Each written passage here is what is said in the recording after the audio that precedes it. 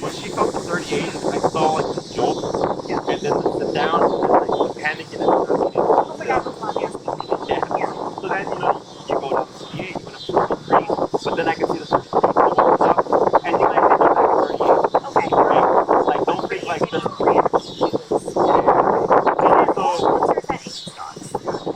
More so nervous dogs. Okay. Nervous, anxious dogs too. I mean, because you, if you train, like once you, like I explained to dogs, Okay. and it's funny because they'll think it's a problem, right? And that's their focus, and it'll actually, like this dog will be perfectly fine, and it's the other dog that's the problem. You know, that happens. It's not too common. Yeah.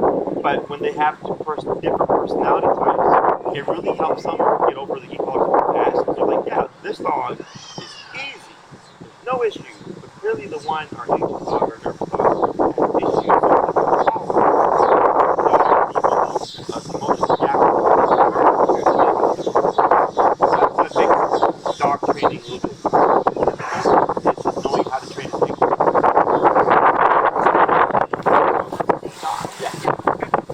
About that? No. We'll work on it. Okay, so plates are super easy. Stationary control. Transferable, like if you're going to a restaurant or whatever, you want to have to worry about going all over the place. I teach this before everything else because it's easier, but also you don't have to, like let's say you go to brunch and you bring Luna. This command is lenient in the sense that you don't have to put her in a specific position. Okay? So like I don't care if she's sitting, standing, laying down, it's just you don't. Okay? So we're going to start off by just teaching with pressure how to go there. So your distance right here is good. Okay. Can I ask before we start, does place mean I need to bring something? We're going to practice place on patio or something. Do I need to always bring like a yoga or should I have a place for her? Correct. So like you wouldn't be able to say place Right. there because then there's like one perimeter, right? Right.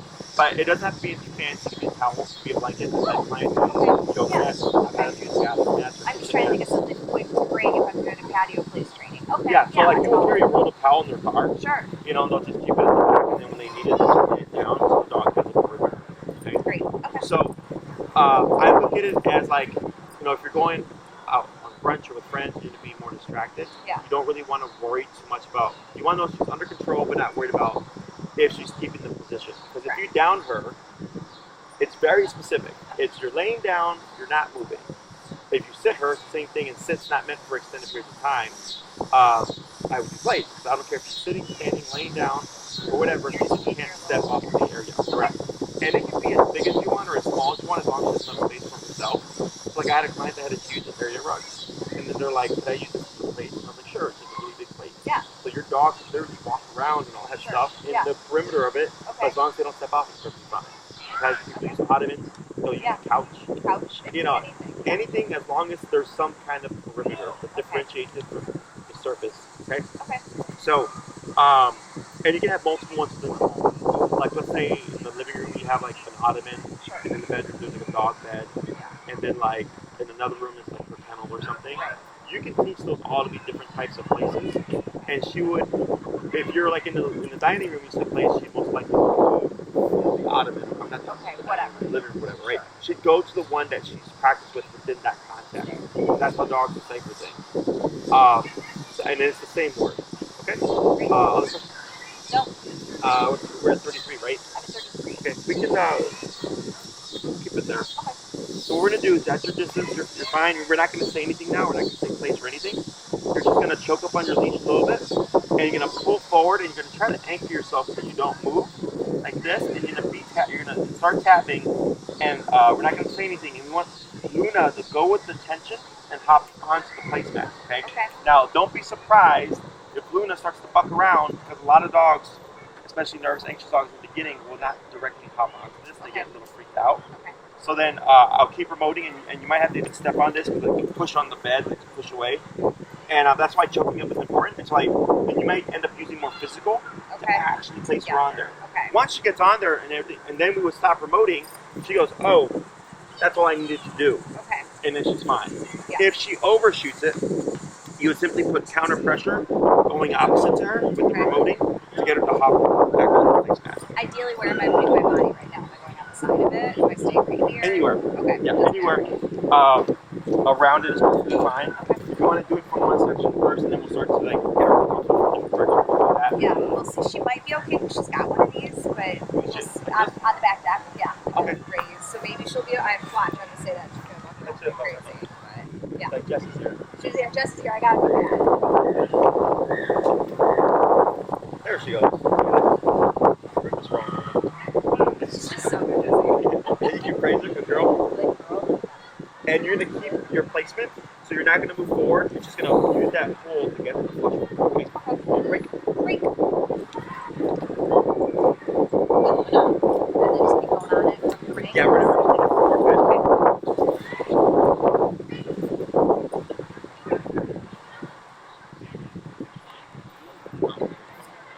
Girl.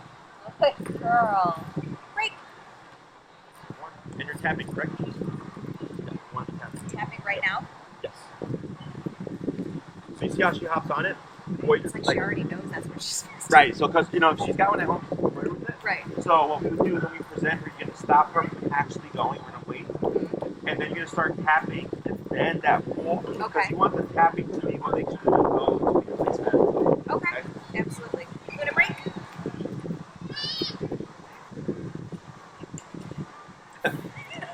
So go ahead and pull her back. Okay. Come here. Yeah, you're going to prevent her from forging ahead to us.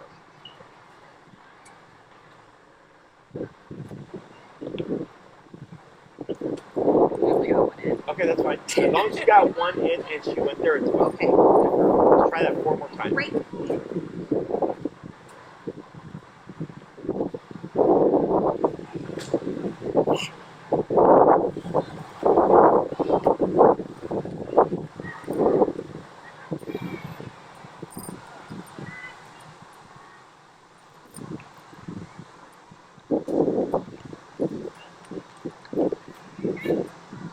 Is there a tap there? There was, but she was already pulling towards that. Okay.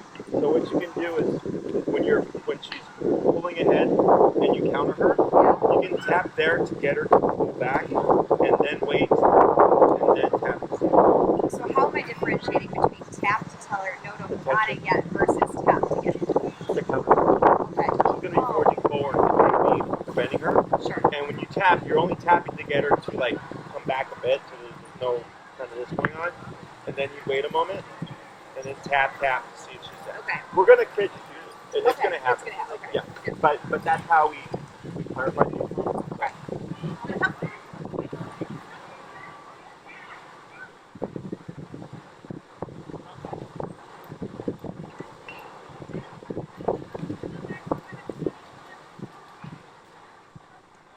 There you go.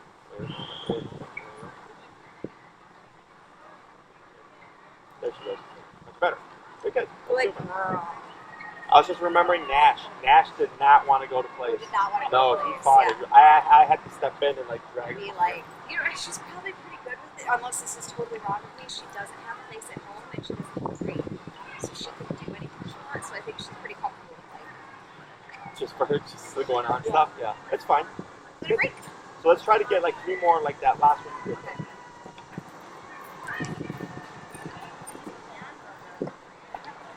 Really? I want to like dogs that I gotta sign for maybe.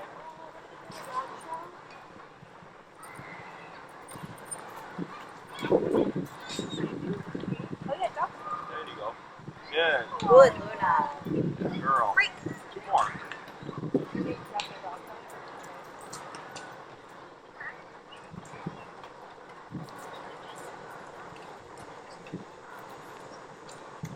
Yep. Wait a moment.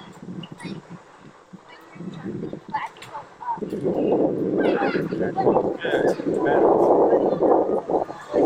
Last one.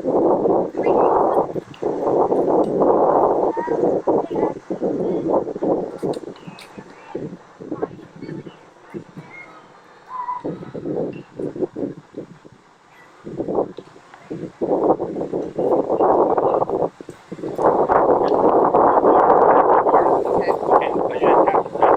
Okay, now you can tap back to your side. Yep. Yep. There you go. Choke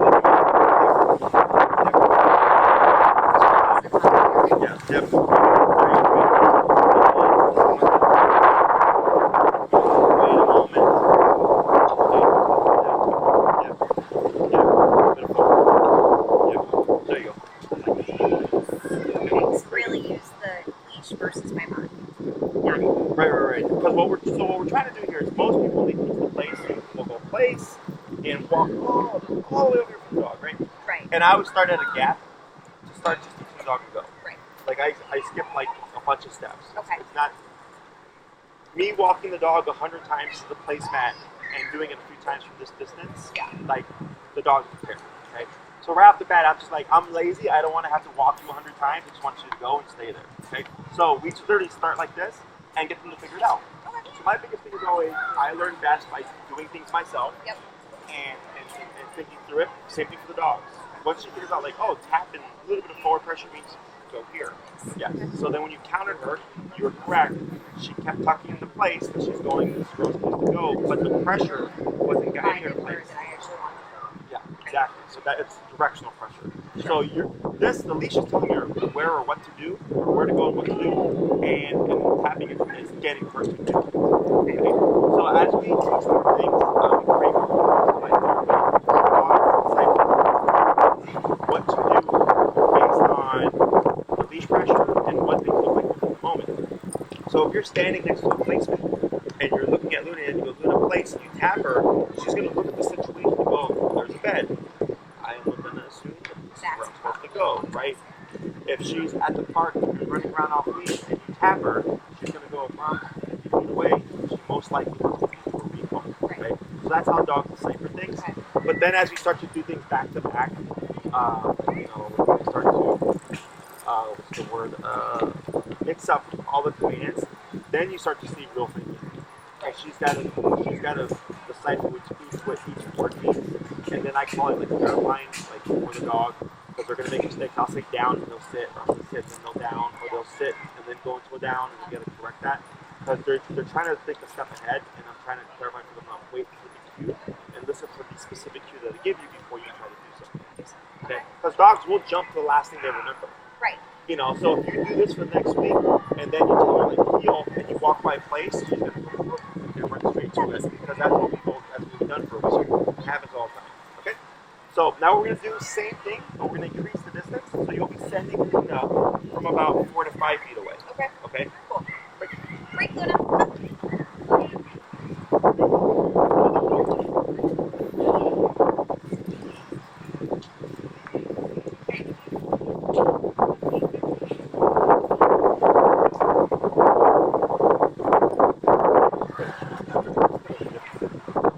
There you go. Good girl. Good, Luna. Great. One more.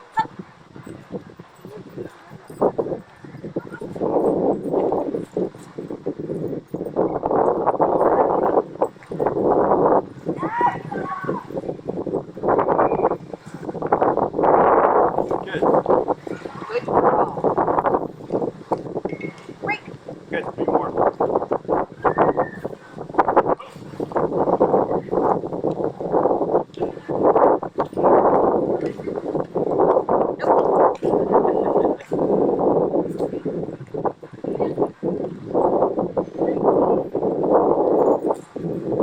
Yeah, the girl. Good, Luna. Great.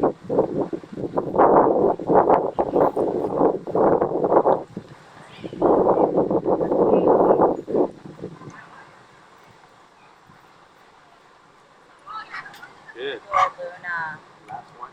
Good, Luna. Great. Up.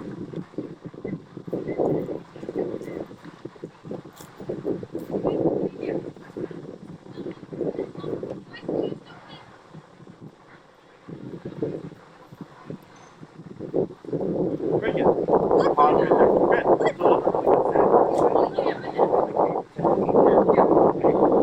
So, dogs progress very quickly.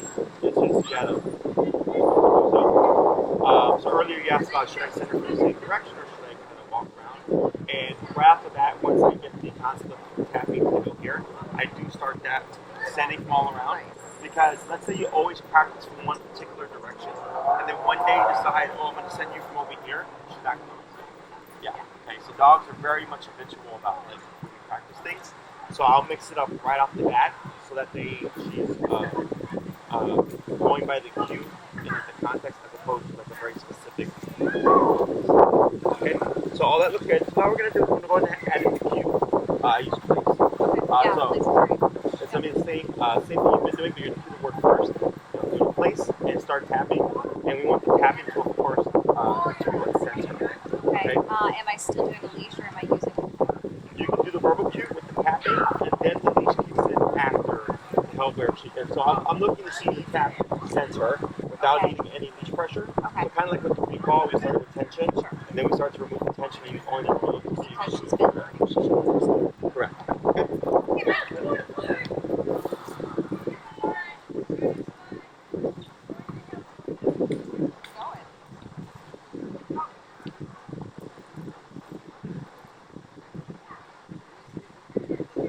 Place. Good girl. I sent her. I know. I saw it. What do you mean? The I step? did that with my arm. Oh, it's okay.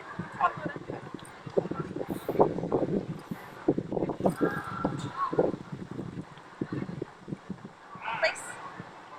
Place. Good place. Good place.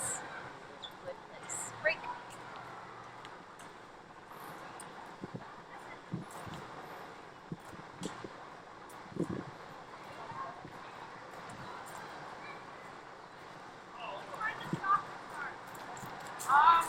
I don't know, but I have to be home an hour early. Ah.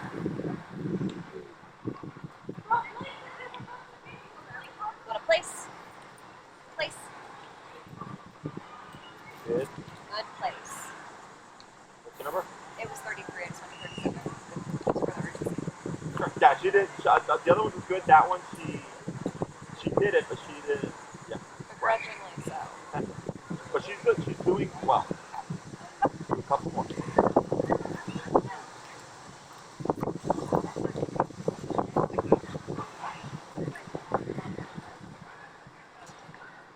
A place. Place. Good girl. Come.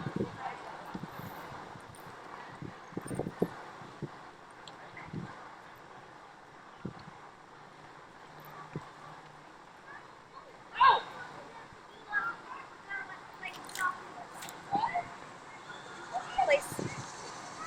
There you go.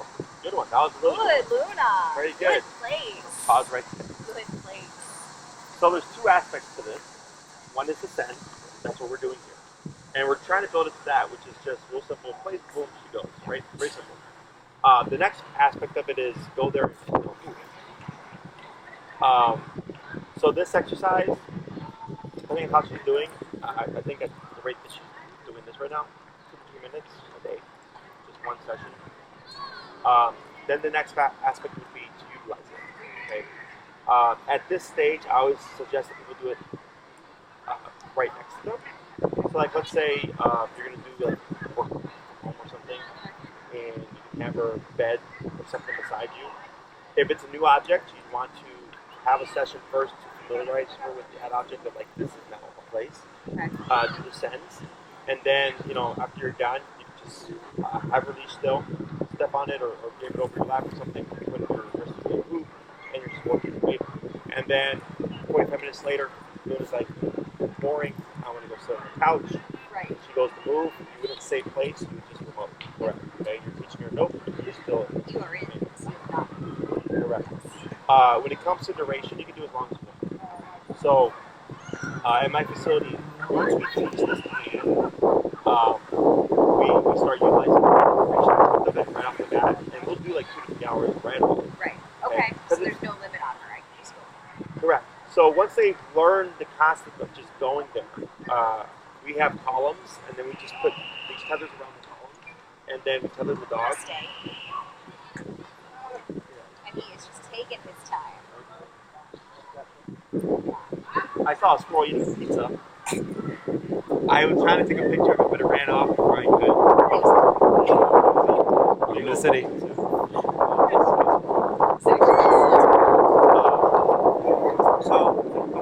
So we have the 10 dogs, which is like a column, and we just start doing other stuff, right? And then so they think, like, okay, you walked away, I'm done. But now they can't get anywhere. So we just direct them until they figure out what's back to them. Like, in the beginning, we may have to go and help them with tension. But within the day, if they try to make a mistake, we just correct them and they go right back on it. Please can. Okay. But for my clients, I'll usually tell them if you don't have, like some people have like multiple radiators, so they can have their dogs they're not on right now, right? So that they can have the other there. And they'll just go about their business and just correct the dog as needed. Other people might use like a table, like a really sturdy table, and the dog sitting or whatever. Couch. You can use anything that the dog can't physically pull. Like it's a pretty big dog, so Yeah. So otherwise, I'll tell them step on the leash or whatever, so that you can feel that tension and you can correct it.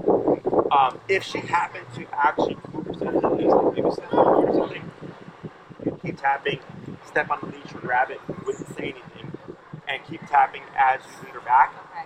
And if I'm leading her back, let's say Luna get all the way over here, and I'm tapping her, and I go like this, and right here she just shoots there, then I stop. I don't continue to lead her there. I let her fix it herself, because down the line, if she figures out how to associate that stuff, if I tap her, she'll just redirect without me even needing to touch her. Okay. Like she'll just know, okay, tap me, back to where I'm at. Ideally, we don't even see her sneak off, but dogs are capable of that. Okay. So and then like let's say she is at your feet, and then you decide you're going to get up. I wouldn't try to get up. I was just about to ask, the duration is more important than Correct. duration training first, and then I'm allowed to place her. Correct. So we build that in stages. So like let's say you're going to do like 1 hour, but then halfway through you decide like I'm going to make a snap. Before you get up, doing a break, get up, then do that. Come back, place her again, and then finish off that last half an hour. Okay. And we do it reverse, because if you stand up and then release her, and you keep doing that, she's going to think every time you stand up, you're going to release her, so she'll assume that. Right. Okay, so we do it preemptively, so she doesn't think that happen. Right. Okay? And then I do that for a week, and if the owner's been practicing, then I go, okay, great, now for the second week, the dog's in place. 30 minutes later, you get up and walk away. Okay. They try to follow you, correct them, but they've already been corrected so many times over the week that it's very easy. Do what you need to do. Then go back to what you're doing. Then by the third week, it's okay, now you're away from me under this command. And the fourth week is, all right, you're on custody. Okay. But we build up to that, and it really depends on just how much you're using it. For this stuff, there's no such thing as too much, but most people just do it. Like, this is actually the easiest thing to do, but the one thing that everybody blows off. Right. Because it's so easy. They're thinking like, oh, I can just do this anytime. Right. And then they forget about it, and then it's like, oh man, like my friends are coming over, and I don't want my dogs like all over the place. Now I need to do it, but now there's a lot going on. So I always suggest at least once a day for some period of time. It doesn't always have to be 3 hours. It could be 15 minutes. It could be an hour here. You know what your life would look like. So let's say you would want to bring her to brunch, whatever. Let's just say an hour, hour and a half. Is that within the home, since it's easier, there's not so much stimuli, you want to go longer to compensate for the distraction of the real world, right? So then I might do maybe 2.5 hours from time to time. And then once I know, like, oh, she's pretty solid, then going to the restaurant patio and having her in position for that period of time, or an hour, hour and a half, should not be a problem, okay? Questions about that so far? No, how soon can I teach her multiple places? Right away? Right away. Yeah. So Place on the back deck, place in the living room, place next to me whenever we're here.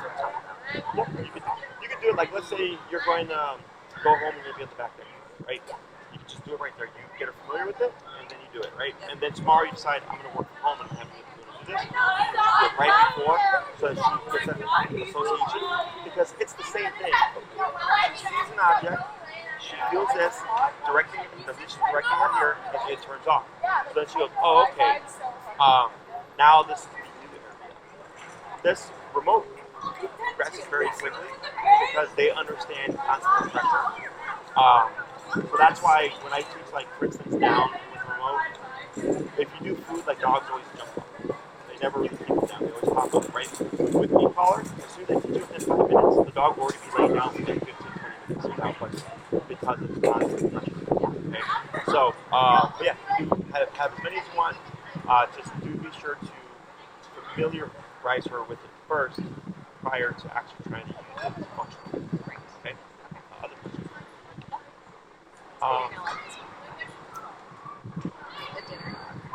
The other way to use it is, like, let's say you have a friend who's kind of spooky. dogs.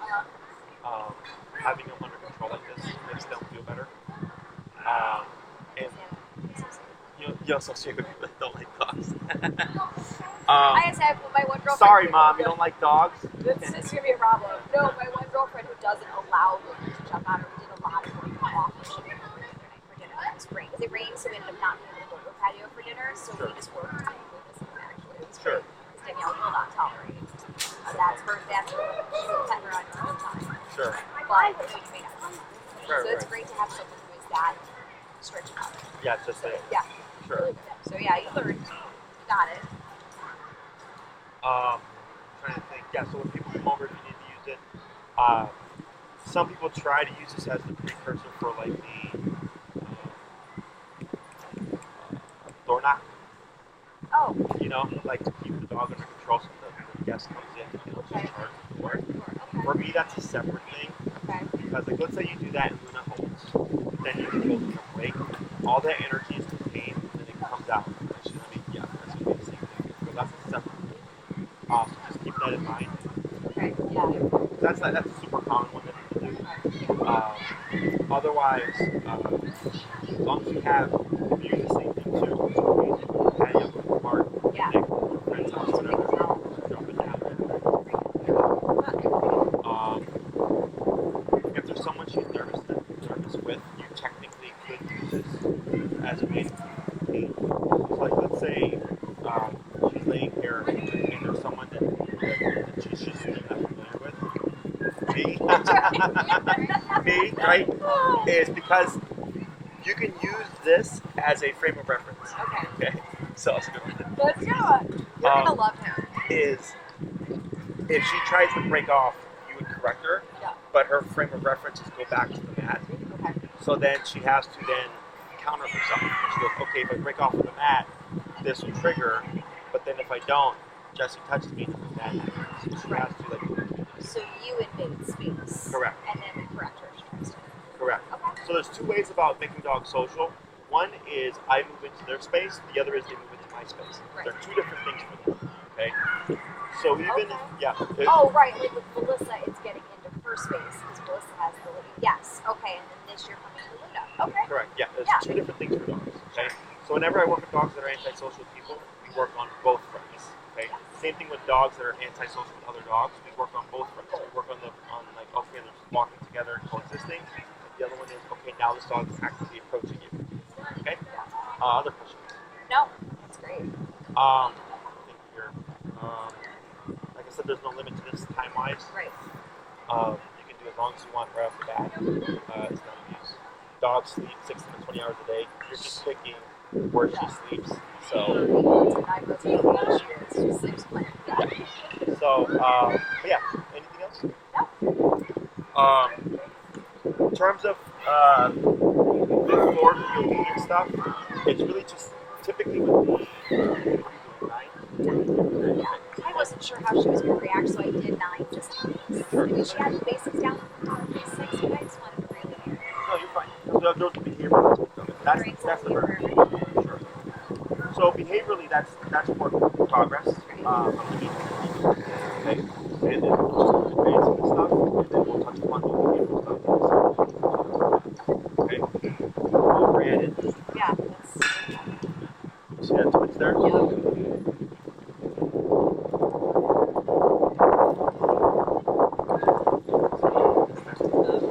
Trying to go Like with the exercise, it has been doing a lot better. Okay. So like, Wow. they're like, oh, next time, I was doing recall stuff, and then she was kind of spooky of me, and then finally the next time after that, she went with you, resisted me, which she's like, go for the so, same thing. They're both the same stuff.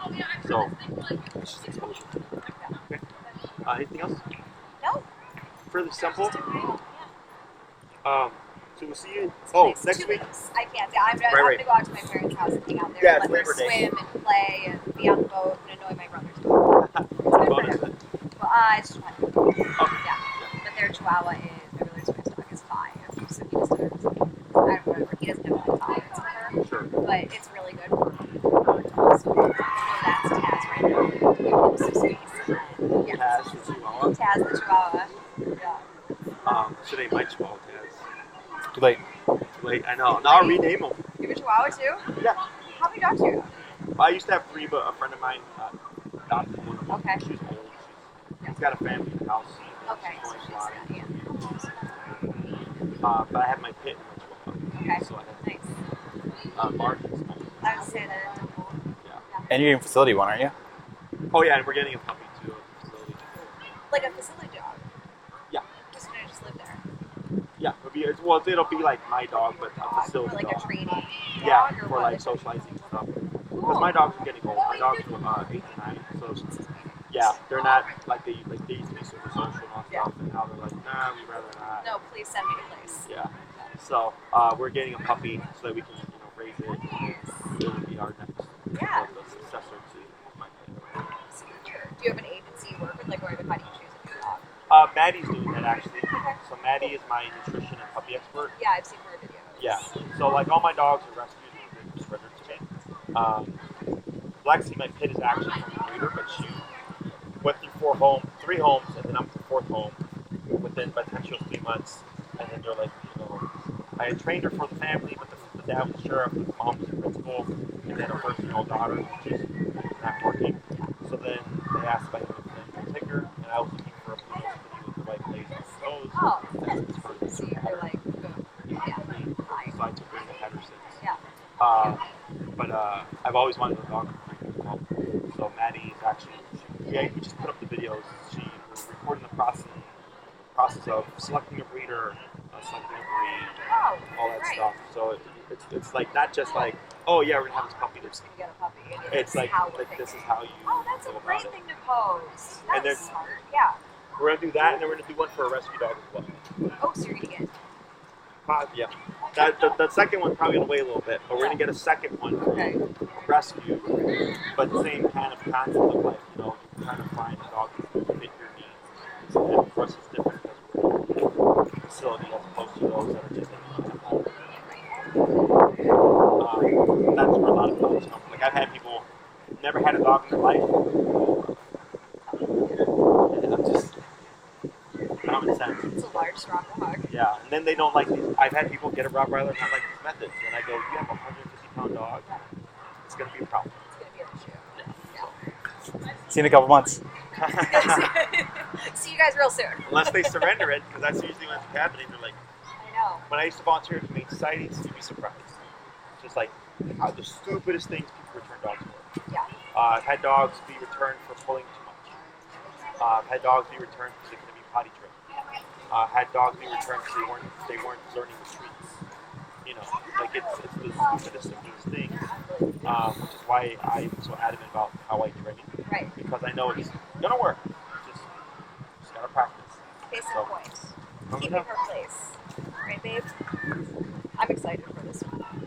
She was a little antsy the other night at dinner. I was at dinner with my girlfriends. I left and walked around the block and came back. Oh, really? I could just tell she was unsettled. Oh, so sure. Worried. It's only like her hand, she was in the patio a handful of times. So, Sure. And, Yeah. and then she was able to sit, we had a little drink, and then sat through the rest of dinner. Yeah, for yeah. nervous dogs or anxious energies, actually sitting still is really good for them. But two, like if the environment is more so busy, Sure, high traffic. waiter and all that stuff, people walking by, that can happen. Yeah. It gives them a reference point. So like when people go to the veterinarians, their dogs tend to have issues, then I'll tell them like, obedience isn't so much fixing the problem, it's just giving them a task that they can to focus on so that the brain doesn't get overwhelmed with like the anxiety of everything. Sure. Good. Nice. Right? Alright, so, So see you in a couple what do you weeks. think?